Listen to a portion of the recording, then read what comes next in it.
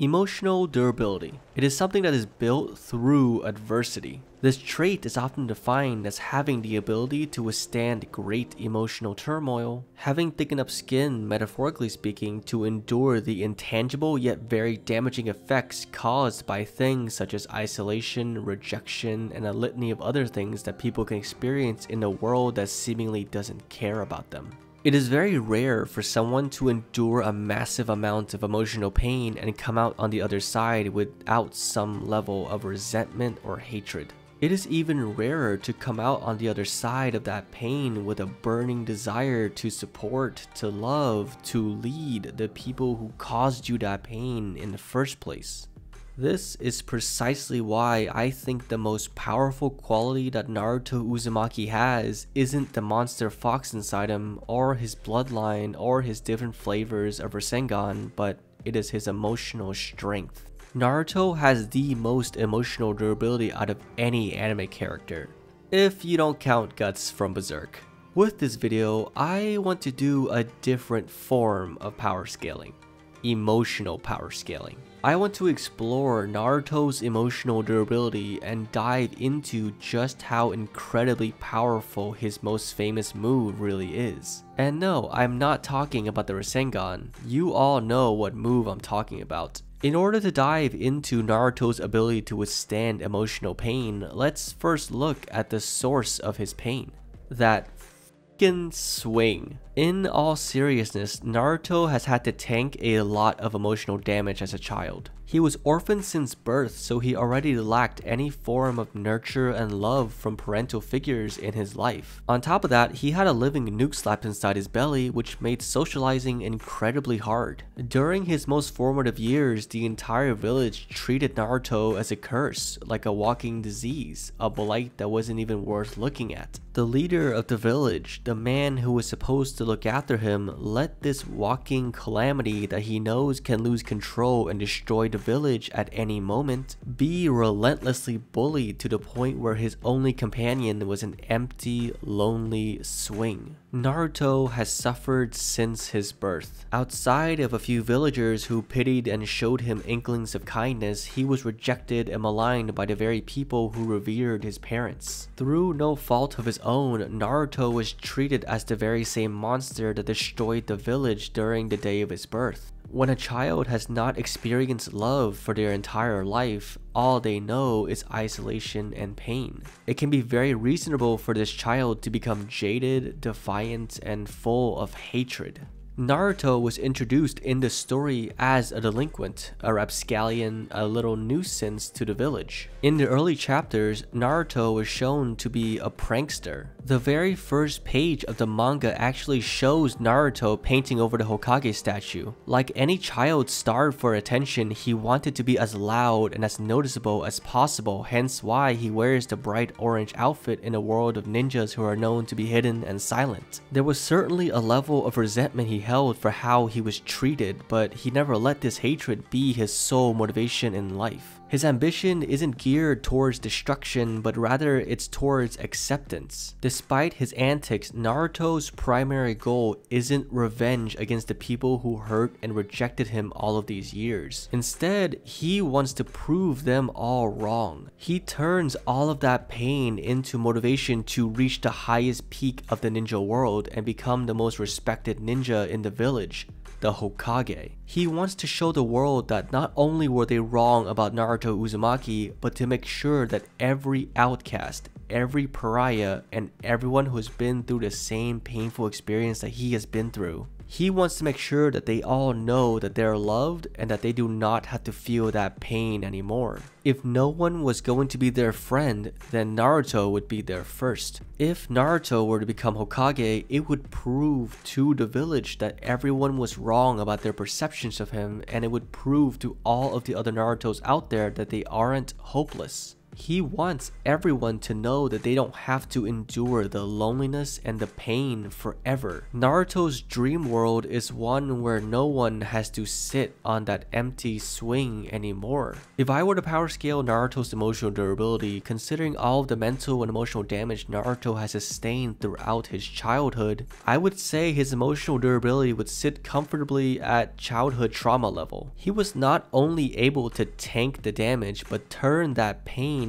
into optimism and determination without letting it corrupt him as a person. This doesn't mean that Naruto is free from negative emotions and resentment towards the village that mistreated him. Inside Naruto lies an emotion that is burning, that is unending, all-consuming, and overwhelming. It is an emotion that many outcasts and pariahs know all too well. It's a feeling that Naruto himself felt all of those times he was left alone on that swing. Inside Naruto lies the living embodiment of hatred. The Nine-Tailed Fox is the ultimate representation of the hatred that Naruto has to overcome to achieve his goal of becoming the Hokage. He is a constant reminder to Naruto and to the audience that at any time, Naruto could be pushed over the edge and he can burn the whole village down.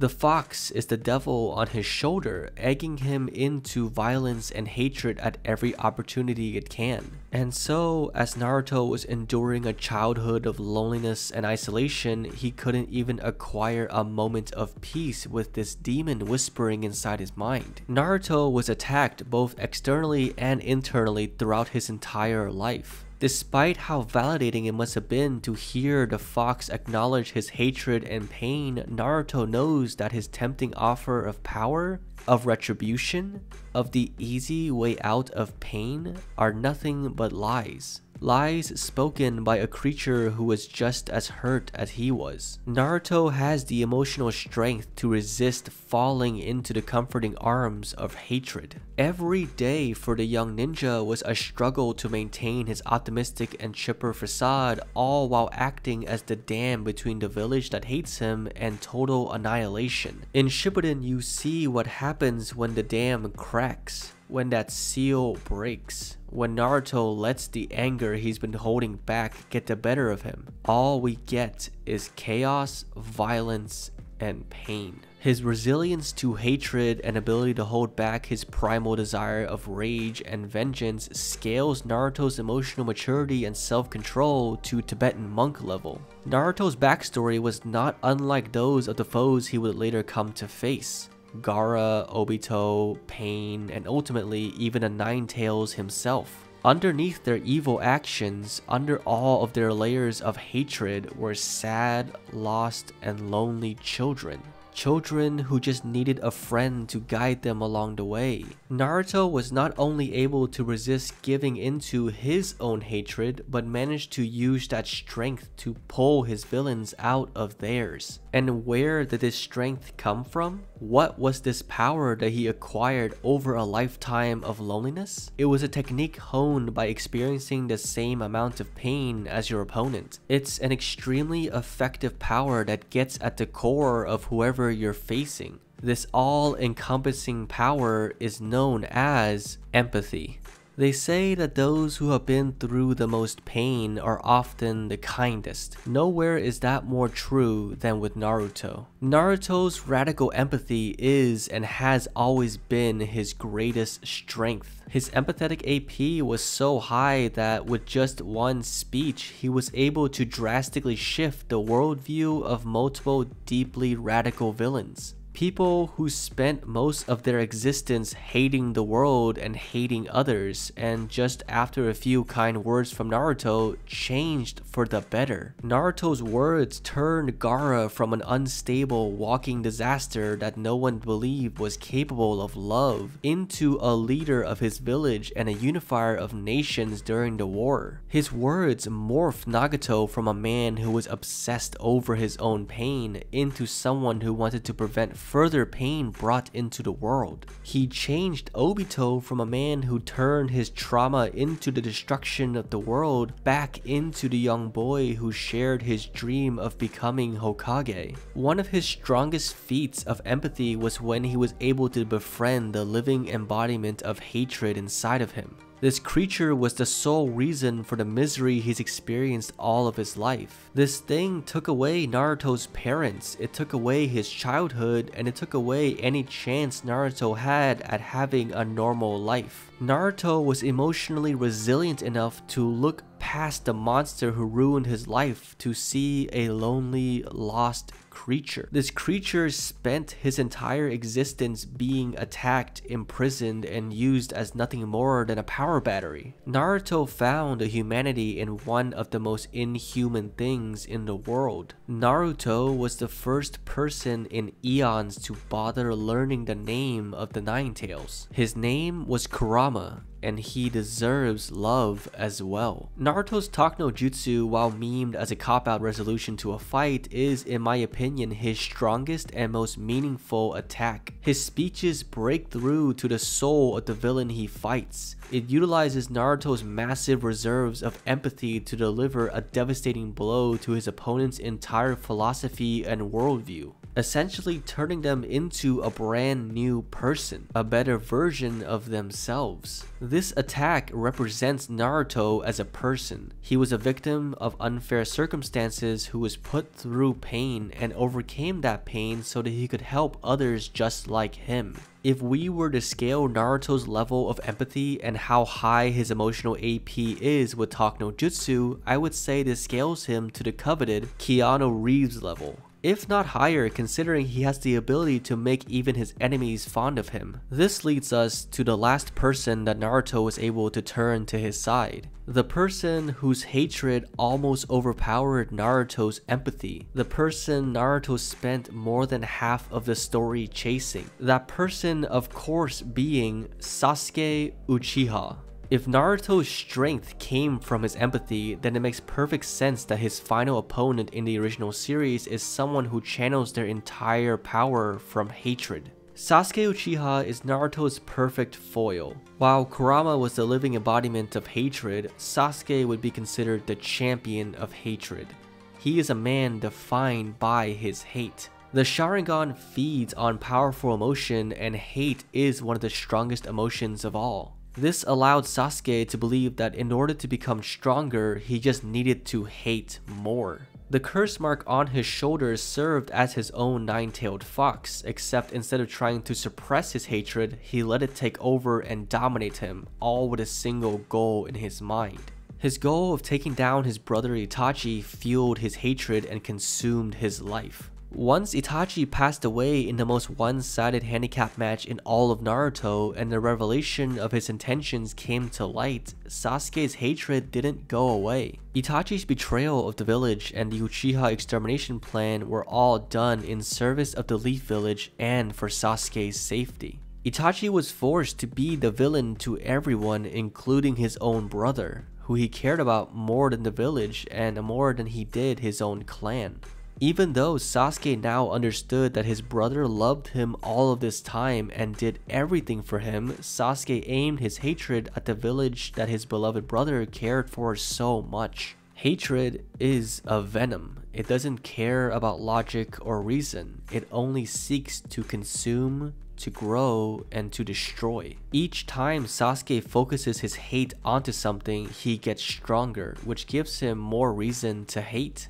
This positive feedback loop turns Sasuke into one of the strongest ninjas to ever exist, which further validates his own hatred. Standing at the top of the ninja world, staring down at it with eyes burning from hatred and a heart consumed by pain, Sasuke has completely lost himself in his own venom.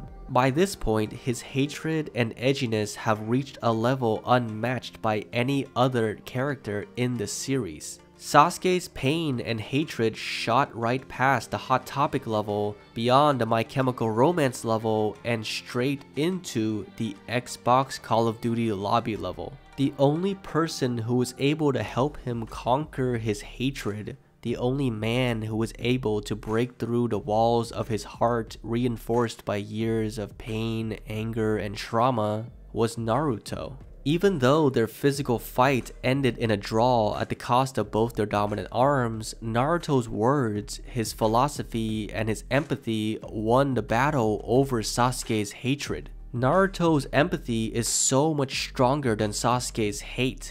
So much so that he banished that hate from his heart, and the Sasuke we see after the Battle of the Valley at the End has no hint of the edgy kid who once tried to destroy the world, but now a man looking for redemption.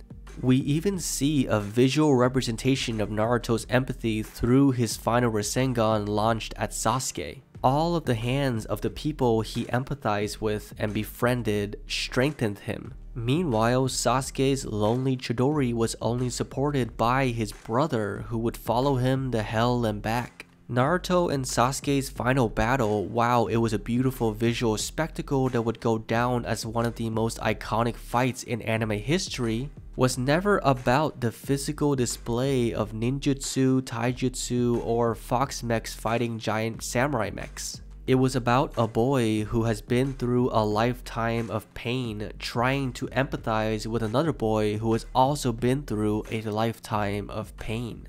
His final Rasengan, amped by the power of his empathy, broke the generational cycle of reincarnation and hatred that has existed since Indra and Ashura. Yet Naruto settled this 1,000-year-old feud with the power of his empathy. Naruto is so much more powerful than anyone could ever give him credit for. Not because he's the world's strongest ninja, but because he went through all that he went through and came out the other side with a smile on his face, ready to pull others to the other side as well. If Naruto has one lesson to teach you, it is that empathy and emotional durability can be some of the most overpowered qualities you can have. Thank you all so much for watching the entire video all the way to the end. Comment down below if you want me to do another emotional power scaling video like this one. I'm thinking about doing a video on Guts from Berserk and emotionally power scale everything he's had to go through. So if this video does well, I'll add that to my list of upcoming videos. Don't forget to like and subscribe, and as always, I'll catch you next time with more lukewarm takes.